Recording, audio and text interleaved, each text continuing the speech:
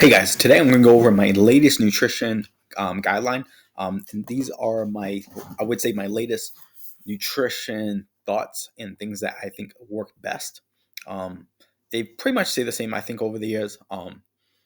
But a few small things here. So I just wrote this for the online training program I just did. Relentless Strength, which is the name of the program, and it's a nutrition program. Um, So I kind of talk about the program here. So I'm going to go over four basic principles that I think are really important, and that if you do right, um, you'll get really good results from your nutrition program. So what does that mean? Um, if you do it in a certain way, you will lose fat, you will build muscle. Obviously, if you're strength training along with that, you will feel better, you'll have more energy, you'll have better health, better digestion. So we're going to focus on these four things. We want to make sure that we hit 1 gram of protein per body weight. Um, Eat about 25 to 30 grams of fiber from fruits, vegetables, and whole grains. Drink half your body weight in ounces, and the recommendation here is eat 13 to 15 times your goal body weight. So again, this program is more designed for BJJ athletes, guys who are or girls too, who are trying to get strong and build muscle. So if your goal is fat loss, the calories will be a little lower here, and I'll go over that when I get there. So protein. I've talked about this plenty of times. Protein is the building block of all tissue in the body. So especially like if you care about your skin, your hair, protein's going to really help with that. It's going to help you get jacked and build muscle in all the right places. If you're a lady watching this and you do not want to get jacked, this is, getting jacked and really toning up are kind of the same thing. It's just the level of muscle building, which is very hard for a lady anyway. So this will work for no matter your goal. But some of the wording I use this, again, I'm talking to guys, so that changes a little bit. It's going to speed up recovery from hard sessions, so you can recover better. And remember, when we train in the gym, if we don't recover, we will those workouts don't become effective. So we want to hit about 0.7 to 1 gram of protein per goal body weight.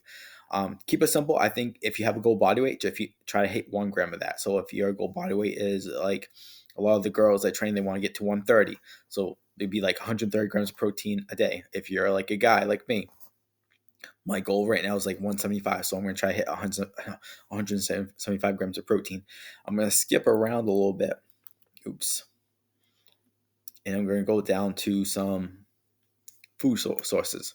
So we want to focus on protein dense foods. So I wrote this here. So when I say protein dense foods, or if I say carb dense foods, fat dense foods, what that means are there are certain foods that have the majority of the calories come from that nutrient. So for example, 9% lean ground beef, it has some fat in it, but it's mostly protein. On the other end of the spectrum, sometimes people think peanut butter is a protein food. Although it has some protein in it, it's mainly a fat food because most of the calories come from fat. So this is what I was looking for. This is mainly the protein sources I like. Lean ground beef, I try to get as lean as I can. Chicken, ground turkey or chicken, seafood. I really like salmon and scallops. Greek yogurt, super easy to consume, a bunch of protein. I would go plain and just buy like a Crystal Light, buy a good flavor, mix it in. It tastes delicious. Protein drinks, eggs, and egg whites. So those are going to be your go-to protein meals. And this is one of the most important things. And the thing about protein is that it fills you up and keeps you satisfied. So if you increase your protein, and sometimes even if you're not trying to lower your calories, you tend to lower your calories unintentionally, which is good because lowering your calories intentionally is hard and it kind of sucks, right? The second one is hitting your fiber intake. So I used to say like fruits, hit like 5 servings of fruits and vegetables, and that still works here. But if we can hit fiber goals, that's going to really help us with a lot of different things. Just like having enough protein, it's going to satiate us, so we won't have as many hunger or cravings. It's going to improve our digestion, and it's going to help us. It's going to help us like perform better too. So for females, I would hit about 25 grams a day. For males, I hit 35 grams a day. You can mainly get this from fruits, veggies, beans, and whole grains.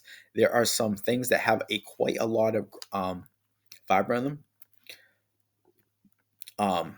So if I go back down to that food list I have, if you want a copy of this, just DM me. I'll send it to you. So I actually don't have a fiber template in here. Ooh, that's definitely a miss on me. But I do have fruits and vegetables. So basically, what do you want to do? You want to try to eat fruits and vegetables. If you Google high fiber foods, you'll see that there's certain fruits and vegetables that have a high amount of them. Like raspberries are actually very high in fiber, which is why I try to have raspberries every day. Beans are very high in fiber. I have a few girls who are doing like plant based stuff, so they do flaxseed oil has like a shitload of fiber in it. Sometimes there's a cereal that I like called Oat Bran. It has like 17 grams of fiber per half cup. Um, if you have, and there's another one. Again, these are more processed foods, but it's a good way to get a bunch of fiber in. These low carb mission wraps, and they have like I think 15 grams of fiber. So if you get fruits, veggies, beans, and grains, I would start with that because that stuff is going to be healthier overall probably. And then if you need to, you can use these other foods to boost them up. But basically, we're just trying to eat more fruits, vegetables, beans, and less processed like whole grains, and you're going to hit and hitting those fiber intakes is going to be good.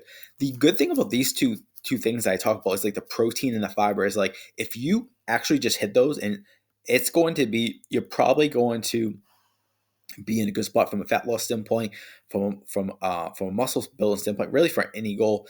Just because it's going to help you build muscle, it's going to help you control your overall food intake, so you won't put on too much fat in the process. Hydration: walking around underhydrated can destroy your performance, make you hungrier, cause cramps at the worst times, make your muscles tight. And this is a big one too because a lot of people have like they have tight hips, they have tight shoulders. But just if you walk around dehydrated, that's going to make trying to build that mobility, not feeling so stiff, really hard. Shoot for half your body weight in ounces. I'll give you an example of myself here. If you're someone who trains a lot, like I do jujitsu, which is like a hobby of mine. So if you sweat a lot, you might want to add a little more to that. So I might say like an extra cup of water for every hour you train. If you train often or you sweat a lot, like I do, I use a salt supplement called LMNT. But if that's not really, if you don't sweat a lot, or if you don't train multiple times a day, you probably don't need it. If you feel like you tend to cramp a lot, another great supplement for this is taking a magnesium supplement, especially before you go to bed, because it allows you to get into a deeper rest. Calories. So calories is just for fat loss, but eating the right amount of calories. This is really important. So if you want to build muscle and strength, your calories matter, and this happens a lot with ladies where like they want a flat tummy, but they also want to build like bigger glutes, and a glute is basically just a muscle. So you'd have to treat it the same way a guy would treat trying to grow his biceps. So you have to eat enough calories to support that muscle and strength. Perform better on the mats or the gym, recover quicker, and of course, calories matter for fat loss. There are many complicated ways to determine calories, but to keep it simple, we're just going to multiply your body weight. So for fat loss, I would go 10 to 12 times your body weight. For muscle maintenance and performance, 13 to 16.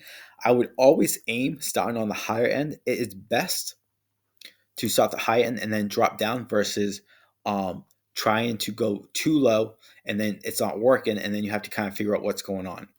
It is best to start high and then work your way down.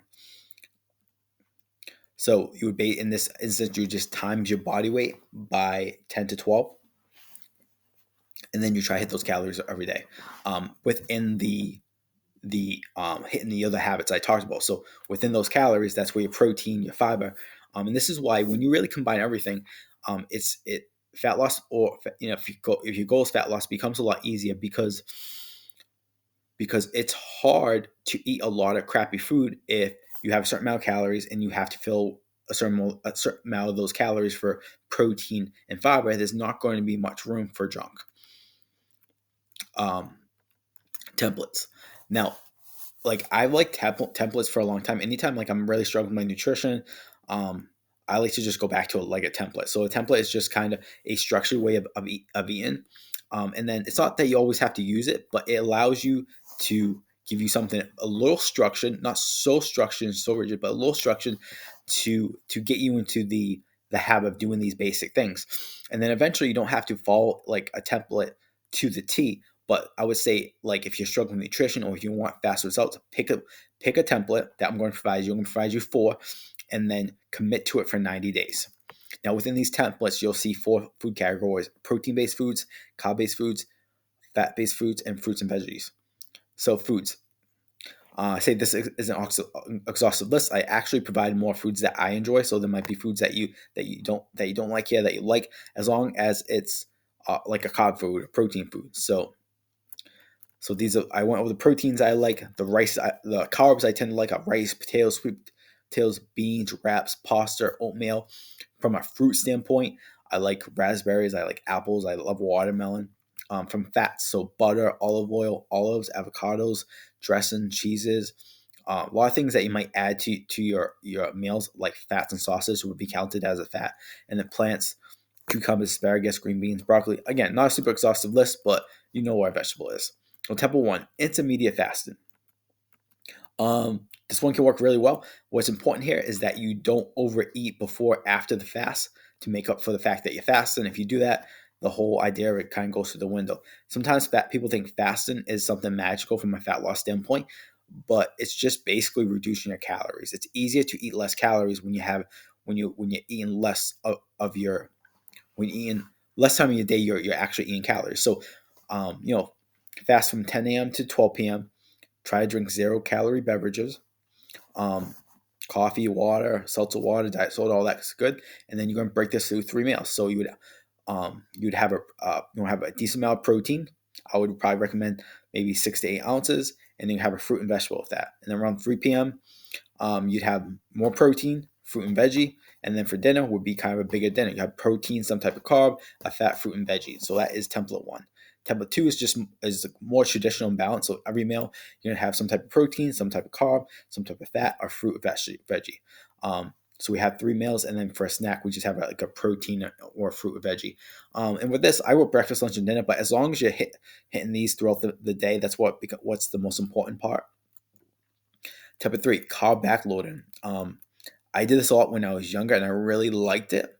Basically, the idea is that you have most of your carbs at night. Um, so for breakfast, you have some protein, a fat, or fruit and veggie.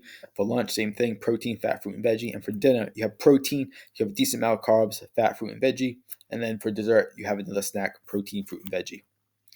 Template 5. This is more how I eat nowadays, as I like to have 2 big meals. So I usually like to have like a big meal after I'm done training around 12 o'clock. And then I have a big meal at dinner, and the other meals are kind of small. So, and again, the order of this doesn't really matter. If you have your snacks in the morning, if you have a snack in the morning, then a big meal, that snack, and a big meal, doesn't really matter. So the big meal 1 would just be your protein, carbs, fruits, and veggies.